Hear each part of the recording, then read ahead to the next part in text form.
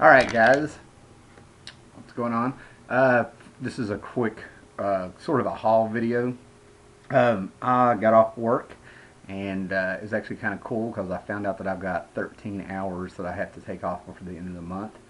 And before coming home on a whim, I went by the library down here in this little bitty teeny tiny town. And the last time I went to the library, I ended up getting the first three volumes of Hellblazer in trade paperback, the new ones that came out, for 50 cents a piece.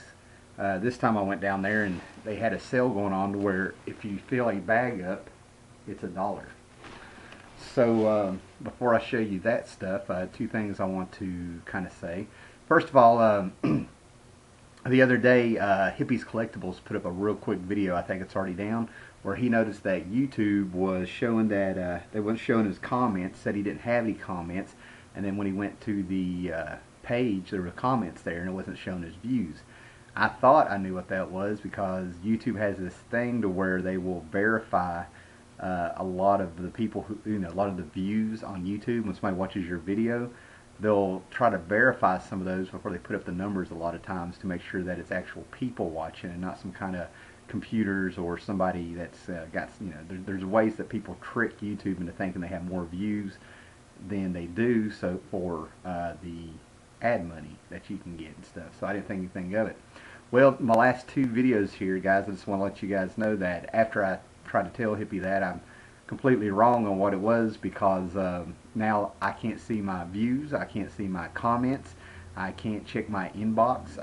My last couple videos, I know I have some comments on there and stuff, but I can't see them. Plus, I can't comment on other videos. What happened is like when you see like the little box that actually plays the video, underneath it all I get is like something saying loading, and I think it's spinning or something. So please comment on the videos. I'll get back to you as soon as I can see them and stuff. Don't know what to say. Anyway, real quick, before I get to the library stuff, I hit a couple thrift shops and some Goodwills over the past month. Got some odds and ends I haven't shown. First thing I found for 75 cents was a Nintendo game, Top Gun. I don't know if I want to keep it or resell it. I don't have a Nintendo system, but I'm kind of wanting to get one. But if anybody knows what this thing is worth, let me know because I might put it on eBay. Got a couple movies for 50 cents, VHS of course. I got Space Hunter: Adventures in the Forbidden Zone with Peter Strauss and Molly Ringwald. This is I think this was like from 1983, and this VHS was released in 1989. It takes place in 2136, and a bunch of people, as soon as they see this, they get all excited because they're telling me how good it is, and I need to get around to watching it. I've got it in a VCR in there, but I got busy while it was playing. But looks like it's just, fun, post-apocalyptic fun. Then I was really happy to find this. This is awesome. This is Fire and Ice. This is a Ralph Bakshi cartoon with worked on by, the screenplay was by Roy Thomas and Gary Conway of comic book fame, Conan fame, all sorts of things. And Frank Frazetta actually did the character designs and such for this stuff. And this is just a great classic movie. This is from 1983. I love these old cartoons that were sort of adult-centric, like Heavy Metal, Wizards, and Fire and Ice is right up in there.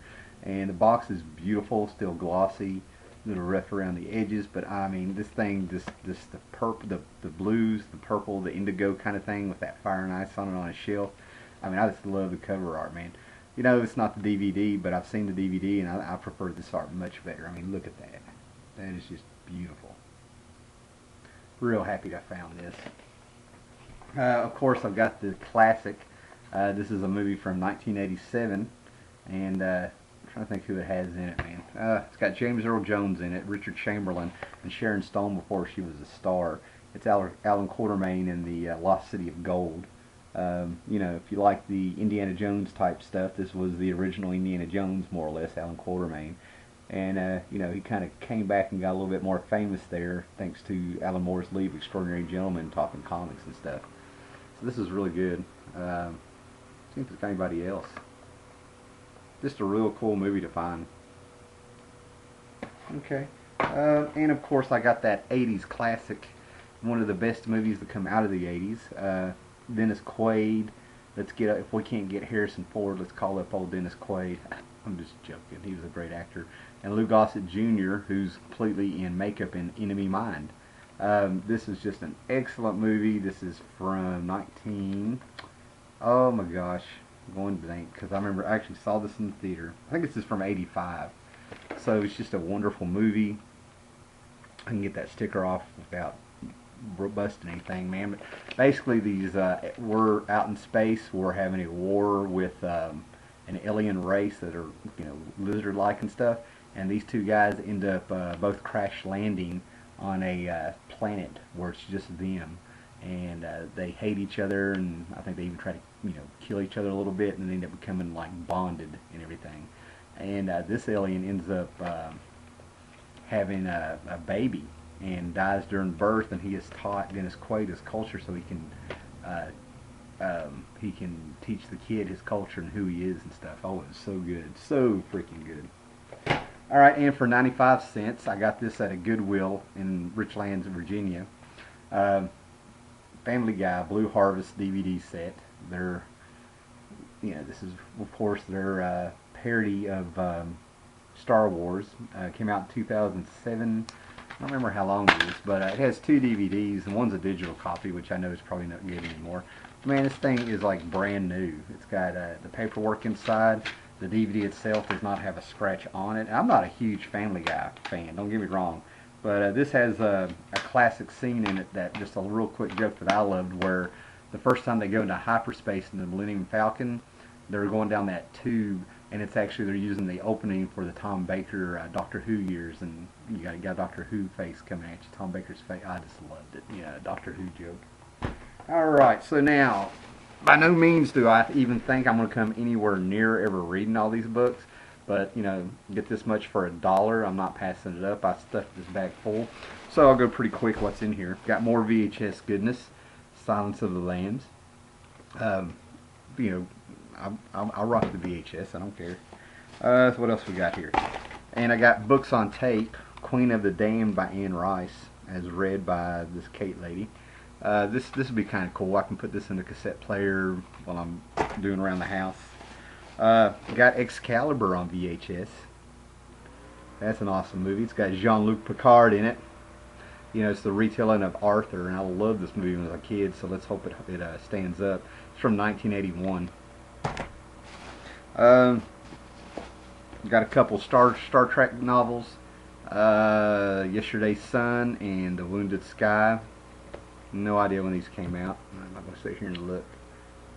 And, there's no doubt in my mind that a lot of these, I'm going to probably end up doing eBay lots or something. Even if I sell them $1 a piece, I made my money back with one sale. This one, for example, came out in... Oops, got a little page cut out of it. 1983, so those are good to find. Those are 80s. I grabbed this. This is 7 stories of science fiction called Beyond Control. And I grabbed this because it has a Philip K. Dick story in it. Philip K. Dick did a bunch of short stories, and I don't think they've all been collected. That's my understanding.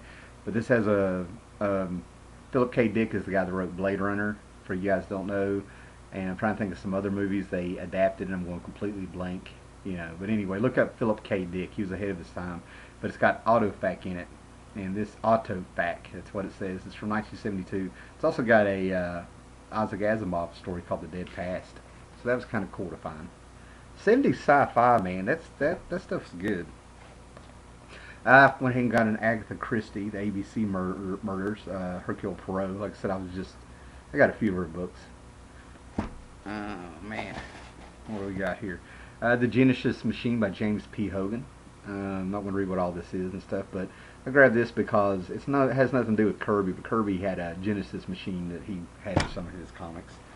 Alright guys, got some Dune books. Dune Messiah, and the book of Frank Herbert. No idea what this is.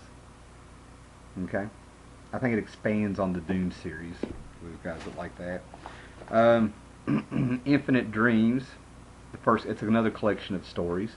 I grab all these sci-fi that has short stories in it and stuff. That way I can actually, read them and I get through it. See if it's coming. This has great stuff from the 70s. Probably from the same person. I don't know. It's a bunch of short stories, but it's probably from the same person. I got some Arthur C. Clarke books. The guy who did 2010, 2001, The Deep Range. Venus Prime. No idea what to tell you about these. I'm going to give these a shot. I've never read any. I've read short stories by Arthur C. Clarke, but never any of his actual novels. And if anything, I can probably put this on eBay for $1 a lot. Songs of Distant Earth. I've heard of this one, and I've just really wanted to read about this one. This is the first paperback publication of this book. This is in really good shape. Piers Anthony, a great artist. It probably goes Philip Jose Farmer and Piers Anthony for me. This is a Prof Plus. This book is really cool because this guy is a dentist, and he's just a boring dentist on Earth. I've heard about this book. I might be telling you wrong, but he's a boring dentist on Earth, and these aliens come and get him, and they take him up into space, and he ends up becoming their dentist, and he gets a choice of coming back to Earth or being this dentist adventurer up in space. Just a great kind of a book here. It's one of those things where it's a cool twist on John Carter or Mars. He becomes this big important person up in space, and he's a dentist, and down here he has this boring life. Oh, another Children of Dune by Frank Herbert. Arthur C. Clarke Arthur C. Clarke and Gentry Lee, Rama 2. Then we got another Arthur C. Clarke, Report on Planet 3. So that should be good. And then Isaac Asimov, A Whiff of Death. I'll definitely read this. I read Isaac Asimov books pretty quick somehow. For some reason, he's able to get me to where I don't feel like I'm reading. Another VHS. I got E.T. You ought to have your E.T. And these right here, these clam cases. This is Star Trek II, Wrath of Khan, and Star Trek IV, The Undiscovered Country. So, I grabbed me some Star Trek. And then the last 3 books, I love these. I got one of these over here, but these are in better shape. These books crack me up because they're kind of children's books. They kind of remind me of what I would have found in the elementary school library and stuff. But I always get a kick out of what year is these? Like 79, 78. But I get a kick out of seeing what people's interpretations of the future were. This is the world of future star travel. This is the one I have already, but this is in much better shape. World of Future Robots. And then I got Future Cities. And these are so freaking cool, man. The art in them is top notch. I mean, they're deceiving. Yeah, they're kids' books, but this has some of the best artwork in them. I might just do a little video showing these off. But, they go into detail, like how they kind of thought we were going to be living at home. And from what I'm looking, that's pretty damn close. Electronic household, electrical revolution. I think everything's going to fit on a watch instead of a phone, and that's what I'm saying. Some of the stuff was pretty close. Just great stuff. Cracks me up.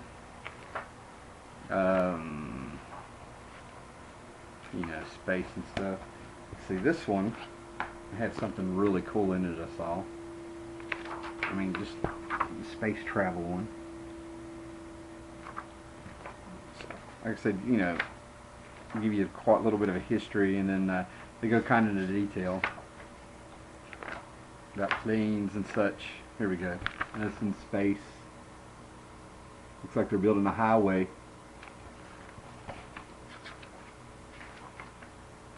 Yeah. Putting rockets on comets. That's what it looks like, on meteors or something. Maybe it's kind of camouflage.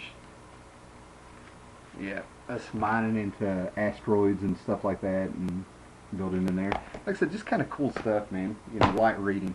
Alright, that's my haul today. Thanks for sticking in. I think that's it. Might do some comic reviews later. I don't know.